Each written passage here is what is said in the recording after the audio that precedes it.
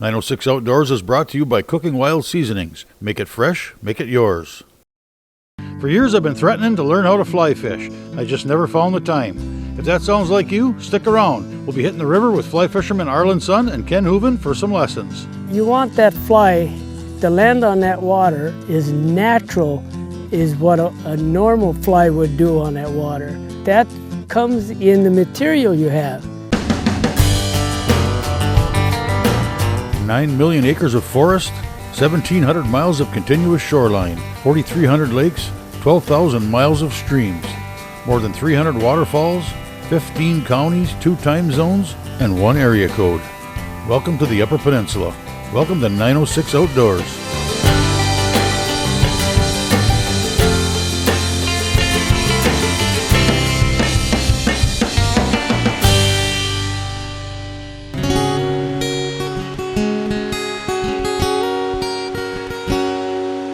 Through the years, I've had the pleasure many times of filming fly fishermen. I've almost fly fished many times. I almost fly fished in California, Arizona,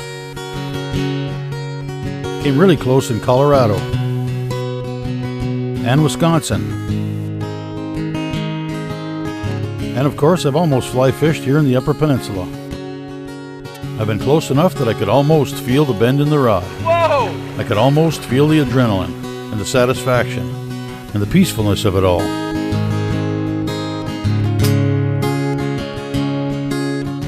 So for years, it's almost been time to start fly fishing. I had the pleasure a while back to fish with UP fly fishermen and fly tyers Arlen Son and Ken Huven on a small UP stream. It would be very hard to spend a day with Arlen and his river and not leave with a craving to be part of it. And today, just to come out here and catch a few of these little brookies is just all memories. A craving to fly fish and find my own special river that I could disappear on for an afternoon. All I know is I was tired of almost doing it. So when Arlen called and said get some fly gear and meet Ken and I at the river, there was no more almost. My first stop was a visit with Randy at Northwoods Wilderness Outfitters to pick up the gear I needed to get me started. The most common rod for that is a 5-weight for guys that are starting. Medium action 5-weight. It allows you to do a lot of things. You can trout fish, bluegill fish, you can even bass fish with it if you play it right. Quality of the rod, you want a decent rod, but you don't have to spend hundreds of dollars to get a decent rod now. With the new technology and the composites and the way they put these things together, rods, you can get a really, really nice rod for around $100. Reels, for trout and bluegill, you don't need a top of the line reel. You want something that's decent, but you don't need a super drag because you're probably never going to use it. Basically, it's going to be line storage, but you still don't want a cheap one. You want something that's not going to fall apart on you. And then, of course, the key to fly fishing is the fly line. You're throwing the line, not the lure. When you're spin casting, bait casting, the weight of the lure is what you're casting. In a fly rod, you're casting the line. So you want a really good line. And we tell guys, buy the best line you can afford because it is going to make a difference. A couple of the companies have put together some really, really nice outfits. We do one ourselves using a St. Croix rod. A lot of those kits, if you were to buy that stuff separately, which we have it all here to sell separately, you'd be in the $200 to $300 range. So it's a really good deal to buy an outfit if you're starting. One of the other things, we get an awful lot of guys that are dyed-in-the-wool 2-piece fly rod guys. They want a 2-piece. They feel that they lose sensitivity or some castability with the joint of a 4-piece rod. That's not true anymore. The new technology, again, has gone so far. So basically, the difference is that a 7-piece, 9-foot rod packs into a little tube that's less than 20 inches long. 4-piece rods pack into tubes with the rod carriers that are around 2 feet to 2.5 feet long. And then, of course, if you have a 9-foot rod and it's a 2-piece, it's going to be 4.5 feet long. It's just a transport thing. A lot of guys like the smaller rods. We like them because in our canoe packs, they slide right inside. But as far as what the average guy can tell, and even on some of the real high-end rods, you can't tell the difference between a 2-piece and a 4-piece anymore. So what I would recommend for you today, Brian, would be a 5-weight in a 9-foot. We've got a couple that are on sale. Again, you don't have to spend a lot of money, but You're in the $130 to $160 range.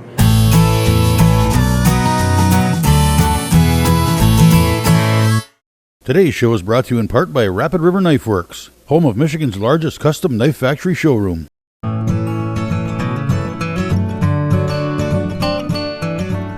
lot of people either rub the tip against your nose, get a little oil on there or your hair. And always, when you start your rod, always put it at about a quarter of a turn away from where you're going to lock it in. And you give it a twist as you lock it in. Now, when you take it apart, you want to do the same motion and then release it. Push down as you're doing it. I usually like to aim down my rod, make sure that everything's right in line here. Little tip on putting your fly line on. I usually go past the tippet part or the leader part, and I usually just double up the fly line itself, and it's easier to slide these through the eyelets this way. You usually want to clean your line with a silicone treatment.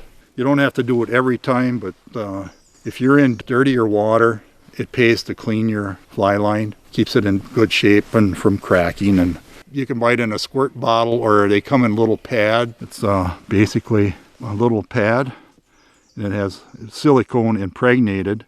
And you just fold that over, and here's some silicone stuff there. And you just fold it over, run your line through there. And that usually cleans it off pretty good, and you're ready to go for the next time. There's different types of fly line. You can get a double tapered, which some guys like, which lets you reverse the whole fly line after a couple of years of use. You might develop some cracks or a little bit of stuff, so you can actually reverse your fly line, and the other tapered end will be out there on a weight forward. You only have the one end, which is weighted up. This fly line has a loop connection already made on it. Sometimes you have to tie a nail knot, a needle knot, or to get your leader to get a loop on the end of here. If you look in any good knot tying book or on the internet, you can find a needle knot or a nail knot, and you can make that connection. It's all in presenting the fly. You want that fly to land on that water is natural, is what a normal fly would do on that water. So you don't want to come down and slap that fly hard on the water, but that comes in the material you have. That long leader, gives that fly a chance to just set right down on the water like a natural fly would do. You want a floating line so that line is going to stay on top of the water, and that's going to help keep that fly on top of the water. If you got a sinking line, that sinking line is going to drag that dry fly right under the water. So of course you don't want that. You want the natural dry fly to stay on top like he's supposed to. Purpose of the leader, it's tapered to end up rolling your fly, landing your fly softly on the water is what you're trying to do. The tippet is basically tied on the end. It's usually a little finer, and anywhere from probably a foot to 18 inches. Some guys use a little longer, but it just saves your leader material. So when you cut off, you're cutting off on the tippet end, and when you get back to the leader, you tie a new piece of tippet on. So instead of chewing off of your leader all the time, so you can save your leader for a whole fishing season if you're careful. And you want to be careful you don't pull it too fast. You want to put a drag on that fly. If that fly comes down faster than what that bubble is, that's not natural. You got to keep everything looking as natural as possible. Once that fly starts going by you, the line is pulling it down, pick it up because it's not natural anymore. My leaders are handmade it'll start out at the end, be heavy, and it keeps tapering down.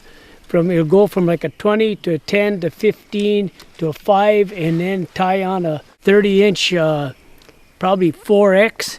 And what it does with that extra heavier leader from your line on down, that leader will just lay right out on the water. Lay right out on the water, perfect. And that tippet, like I say, I use a 4X. We all have different ideas. Right. And a Cortland 444 double taper. You can't beat it. it's a fugal way to go because you got two lines in one. Another thing I'd recommend is always carry some extra tippet material with you.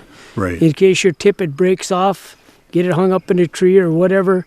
Right. Carry that extra tippet material with you, and you can always tie on extra tippet. Ready to start flipping the fly out there. Right now I've got a little brown drake on, and the proper cast for this is, go back 2 o'clock, 10 o'clock, 2 o'clock, 10 o'clock, and use it aggressive.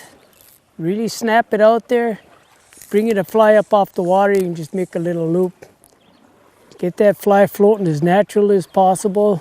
Makes it look like a natural thing out there. 2 o'clock, 10 o'clock, 2 o'clock, 10 o'clock, and give it a little time to go back into that back loop. You want to make a good loop. You don't want to snap it. You can snap your fly right off if you snap it like a whip. You got to get used to that timing. And you just 2 o'clock, 10 o'clock, and let it lay down natural.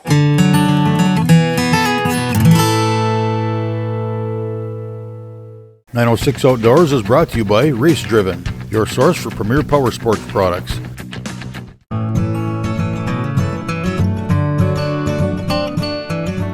I saw fish rise here right in front of us, so I got to get over on the opposite side of the river here so I don't spook them, and try to get my fly as natural as I can up above him. If you want to match the hatch early in the spring, the first thing that comes out is right here, this little bluing olive, number 16. I've had trout reject a 14 because I thought I could see it a little better. Put that 16 on, catch fish. Then you're going to get a Hendrickson, which is the real dark Hendrickson. That's the male. Then right behind that fly is going to be your female Hendrickson. Before that's even over, your big brown drake is going to start coming on. This right here is a emerger. He represents the brown drake as he's coming up off the bottom. This little tail that's hanging down is the larva coming up. He's shedding his shell. Skeleton. Yep. Yeah. When they're doing a splashy rise, most of the time the fish are feeding on emergers and they'll reject dry fly. This is a hellgramite. This is on the bottom of the river early in the season. These represent that big drake as he's still on the bottom of the river before he even pops up. Different streamers you can use, the gray squirrel tail, and here's a crayfish, which is very, very effective with brook trout and German browns. But my favorite fly from after the main hatches are over is my Adams. And I'll go with the 14, go with the 12. I got a 18-inch brown on the wall at home. I got with a 14 Adams. Those are my common flies. You can look at my fly box, you see all kinds of flies there, but I don't use them all. So it's always good to have a good supply of, you never know what's going to be popping up off the river. All your action is in your wrist. You don't go back with your arm. You don't do that. You're going to be tired if you do that. It's all in your wrist. Your elbow to your wrist is the only thing that's moving. Good way to practice that is put a magazine underneath your elbow, and you don't want to drop that. You just keep working it just like so. And let that fly float down natural. As soon as you get a little drag on it, just a little flip with the fly rod, and a fly will come right off the water and go right back into your procedures of the 2 o'clock, 10 o'clock. And be aggressive. Flip, snap it out there. Don't be lazy with it and just drop it. You want to flip it right out there so she looks natural when she hits the water. While you're doing that, you're getting the length of line out that you want. You don't want a lot of line out there, because if a fish hits that fly and you got too much line out there, he's going to spit it out before you ever get it set. So you want to fish with just the right amount of lines so that you can set it and hook that fish. Too much line, no, and then you get a sloppy cast. Once I get too much line, I'll just spin up a little bit while she's coming down. And what I like to do, say if I got a fish on, I won't even use my reel. I'll pull them in, pull them in, pull them in, keep that line tight, keep the line tight, get them right up close. I don't like to use my reel on taking in a fish. Very seldom I'll use the reel. And as you're coming down, you want to keep that slack line up so that if a fish hits me when my fly is down close, I got enough slack there so I can just set it and he's mine. The river's flowing at you a little faster, you got to be a little quicker on the retrieve. As you're fly fishing upstream, which is the only way to dry fly fish is fishing upstream, just get that fly up at about a 45-degree angle, and if you got a rising fish, you want to drop that fly about 3-4 feet above them, at least sometimes 5 feet above them, because where he came up is not where he's permanently at. He'll see a fly and he'll let himself release and he'll come downstream, then come up and take that fly. So where you see the rise, that's not where he's camped out. He's up the river just about 3-4 feet farther up. So you want to get that fly well up ahead of him. And you want it to float as natural as possible. Once you get a little drag on it, pick it up, put it back out there again. Another thing too, if you got a rising fish, don't hurry up to him, because you might throw a little wake, a little current over him. He'll shut right down. He'll go back to his cover. So you always want to, it's almost like deer hunting. You want to be sneaking up on them. And you don't want to expose, and it's good to wear dark clothes. Don't wear bright clothes on the river. Fish can see very, very well. And I've read where German browns can be looking up the river and they can see what's all around them. They can see all around them.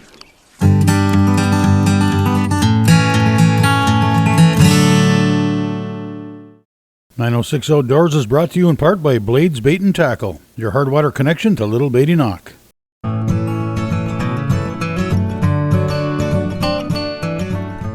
Always do your false casting up over the river, not over where you're going to be fishing.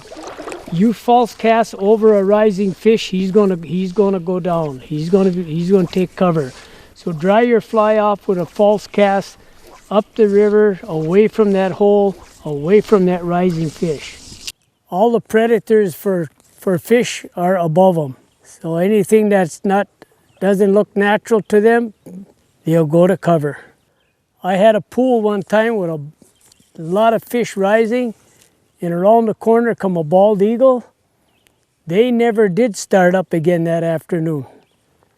They went right to cover when they seen that big eagle come over. My false cast is generally what I'm doing is drying my fly off so she'll float better. Even though you got flotation on there, you got that little gink on it, that fly's going to suck up some water, so just throw a few false casts up and that dries that fly right out. She'll lay there much more natural. As far as the floatant I use the gink. There's lots of different ones out there. There's powder ones. This is a silicone one. Little droplet of that stuff, and if you rub it in good, get it saturated up. If you want it to float nice and high, I usually just give a little bit on the line, first few inches. That usually keeps it nice and high. You see that fish that hit me in there, and I missed him? He won't hit again. No. He learned his lesson. He was smarter than I was. Yeah, I always keep my fly rod off like on about a 45-degree angle. I don't come straight over my head. No, it's off on an angle, about a 45-degree angle. Yeah, and a lot of it depends on the width of your river and what you're fishing. For the tag elders that are around you, you got to be very much aware of what you're fishing up against. I get her out, get her coming down, keep stripping that line back, so you always have tight line. You don't want any slack in that line. If a trout hits that, even if you got slack in that line, you're not going to set them. Keep stripping, get her up so far and you're safe. keep coming back. If a fish hit me right there now, bingo, I'd have them. Yep.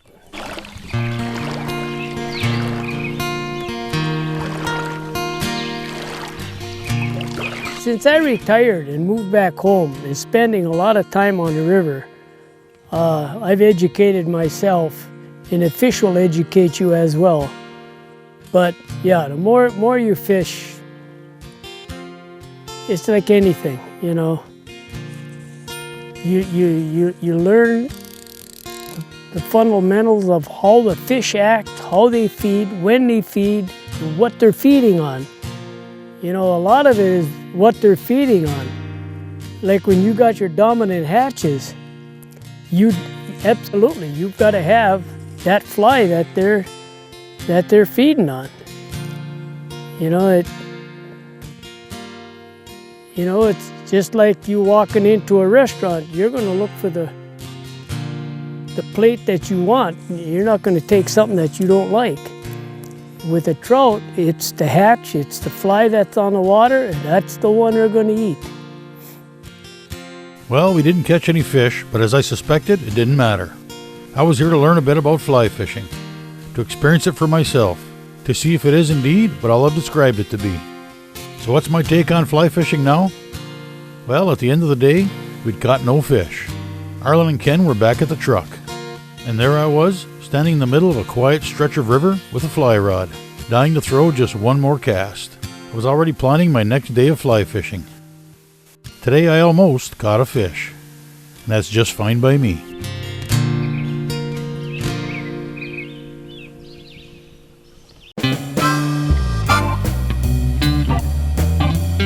Feel free to join us on Facebook or visit us at 906outdoors.com for a look at all of our shows, as well as the 906 Outdoors Fishing Report, shopping, and more. Thanks for watching, and we invite you to join us next week for another adventure right here on 906 Outdoors.